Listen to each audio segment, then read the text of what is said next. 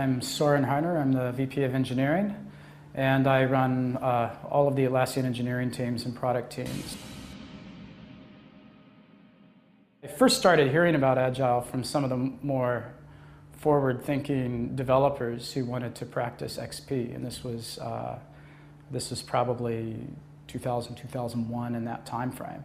But what really helped it sink in for me is when the VP of Engineering, a couple years later, gave what I would call a very thorough Agile rebuttal, in which he went through and basically described how Agile was not an economic way to produce software. And that's when I really took notice of it and got interested in it at that point. It always feels a little bit like an adventure race.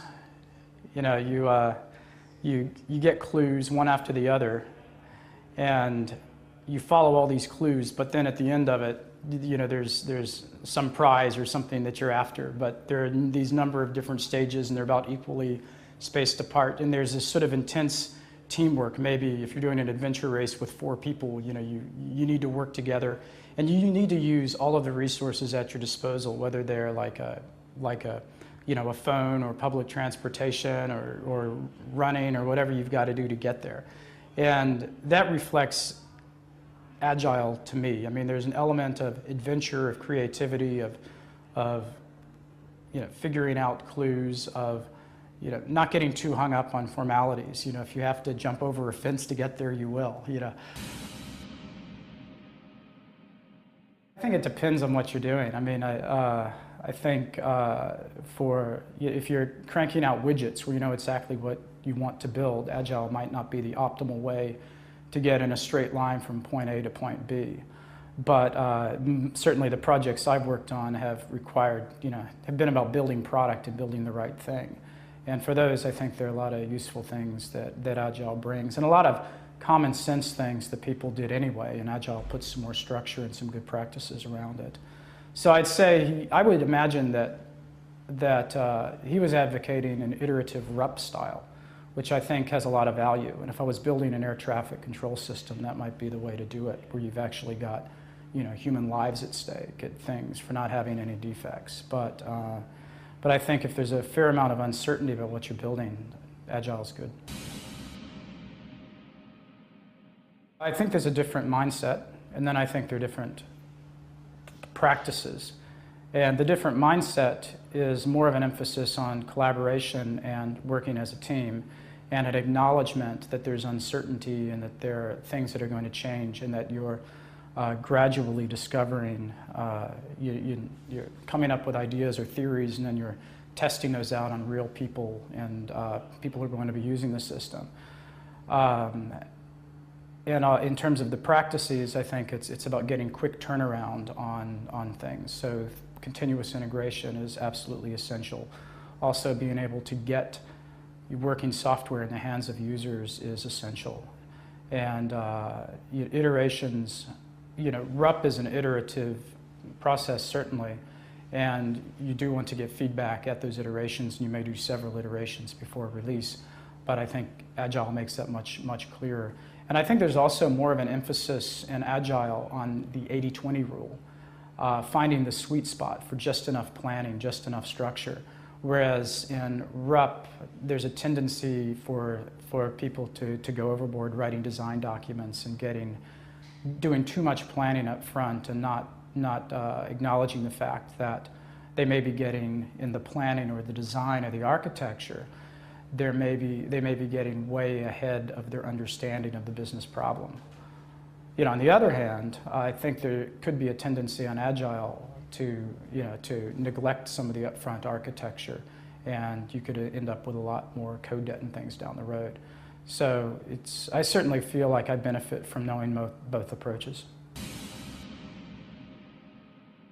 Well, first of all, different teams have different needs, and that reflects how they adopt it. Some of the products we have are really early in their life cycle. It's a relatively new code base. It's more greenfield development, and other products, there's more of an emphasis on, as it gets more mature, there's more an emphasis on scalability and hardening of the product. And backwards compatibility and more customers being on board.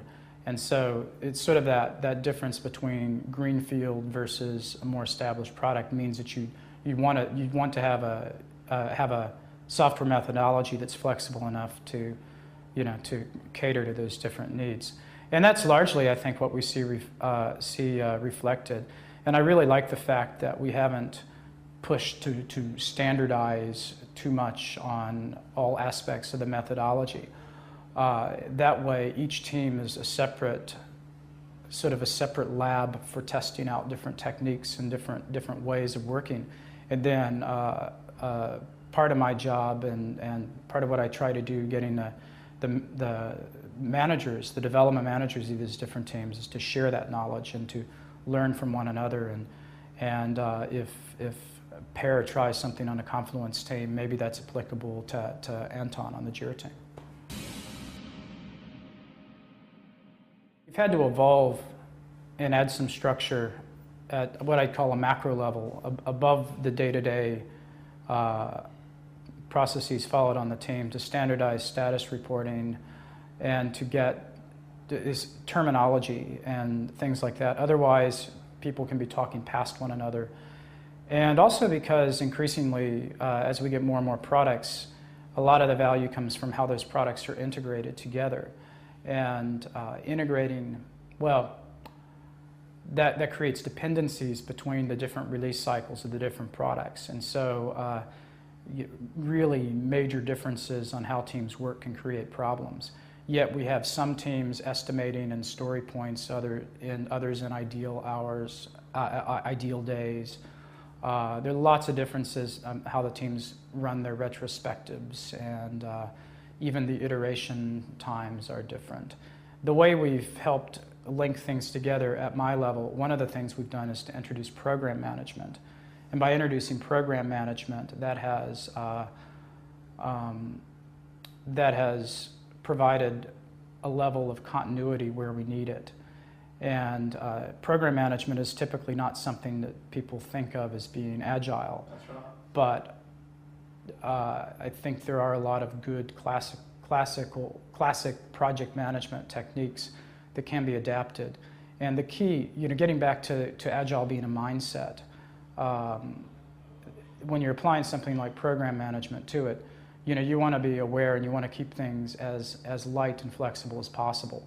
You want to apply the 80-20 rule. You can't plan things out to the nth degree. And the program manager has to be somebody who is comfortable with some of these differences and with not having, for example, Gantt charts, looking at burn down charts and trying to spot the minimum number of contact points and the minimum amount of cohesion needed between teams. Historically here, Atlassian has been very developer-driven and centric in terms of how processes and things run. And more recently, we've introduced more specialized roles, QA roles, performance engineering roles, technical writers. And that's been just as the organization's matured and gotten larger, we've introduced these different specialists, user interface designers. And they need to get involved in really, for the duration of a project that they're assigned to, and really be working with the teams and be part of that team and equal stakeholders and working in the same iterations and attending the same stand-ups as other members of the teams. And so that's one way in which these shared people can work on a team. I think it's dangerous if you start splitting them across too many different products and projects concurrently. Sometimes you have to, but that's not an ideal situation. We are neither strongly time-bound nor scope-bound, meaning that we don't have hard release dates to where if we don't hit them, there's going to be some huge negative consequence for the business. It's more like, so we've got some flexibility around the dates. Now, you'll want, especially as we've got more dependencies between products, that can change a little bit. And occasionally we will want to do a big launch of a product, in which case, it's hard to do a big launch of a beta. You can do it, but it's more exciting if you've got it in stores today.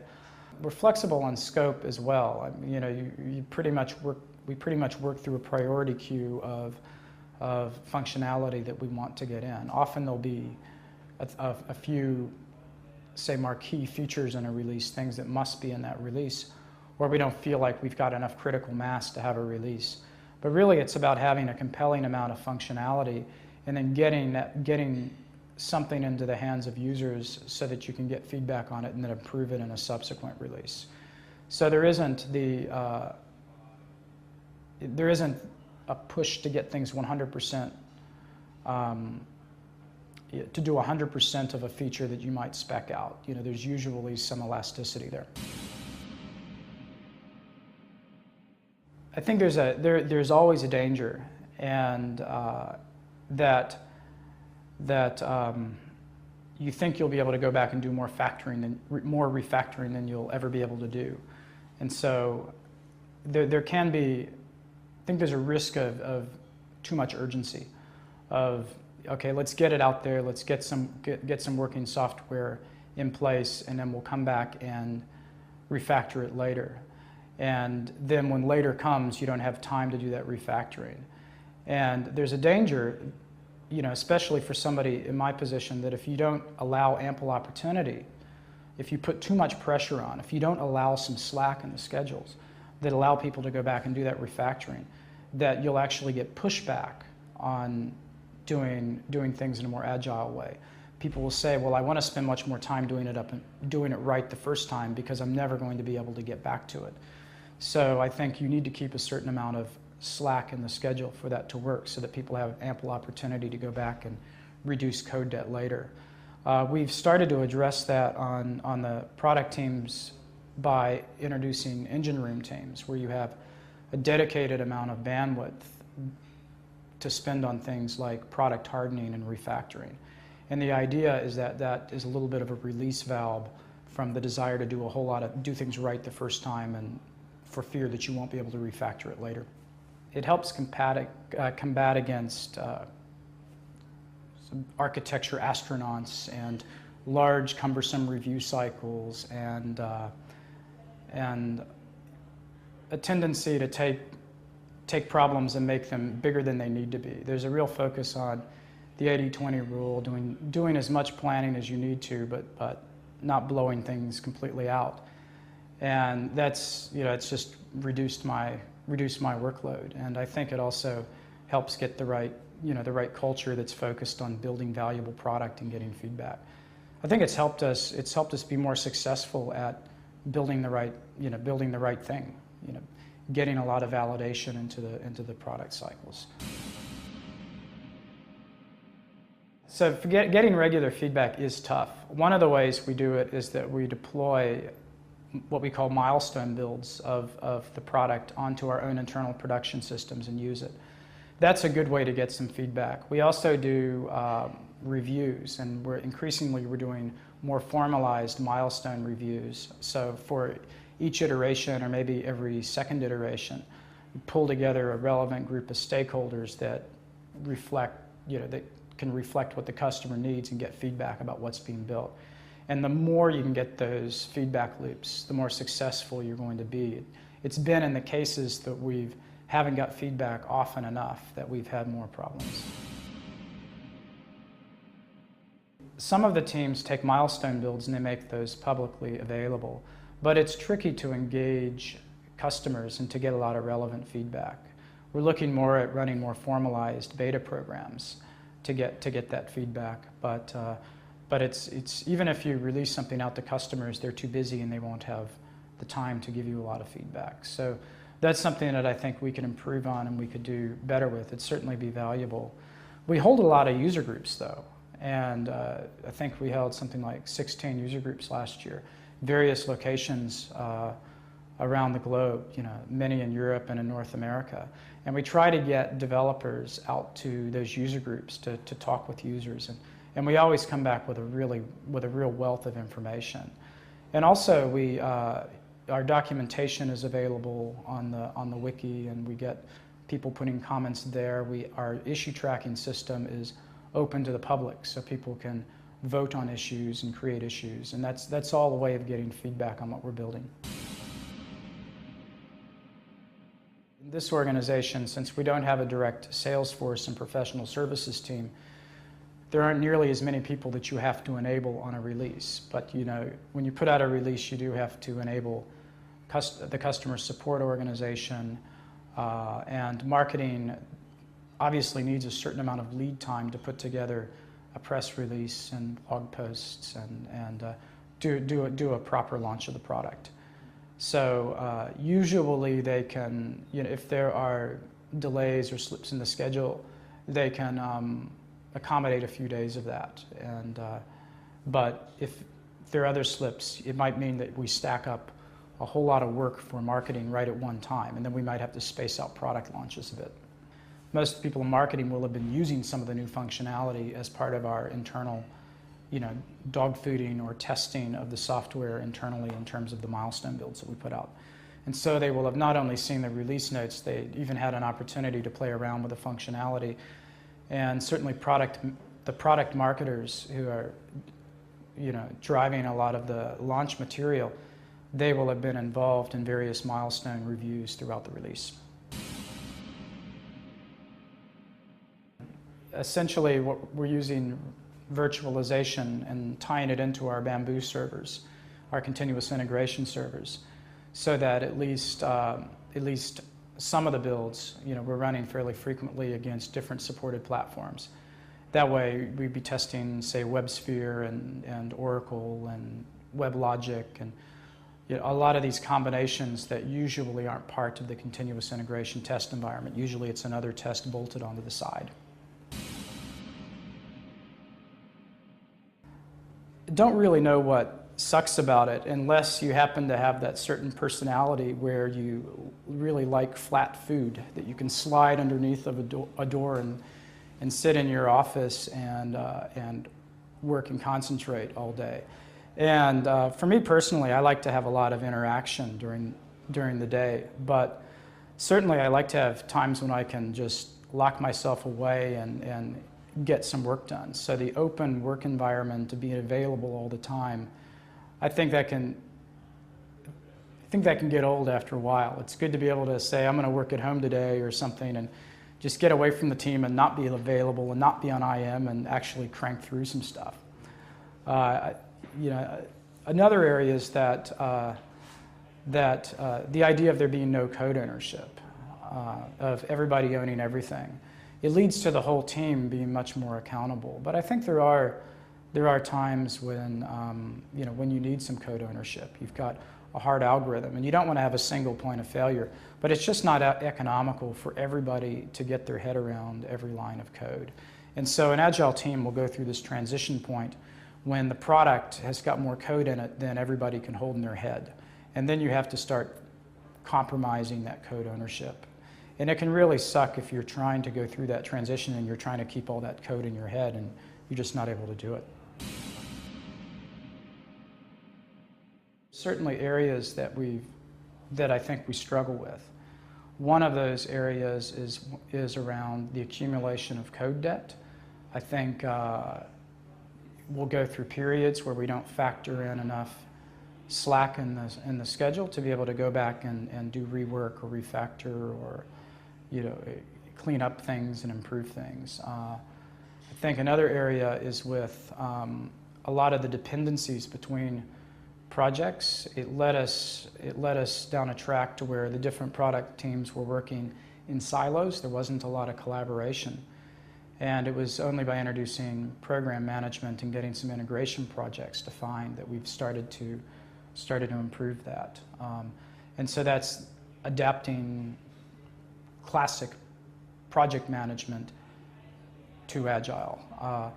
I don't know that I'd want to build an air traffic control system using Agile. I mean, I really don't know. I mean, I think it's great where you have a limit on your resources and you need to get the biggest bang for the buck and there's a lot of uncertainty. But if money were no object, I guess that's not a personal failure of mine, but that's where I speculate you might run into trouble.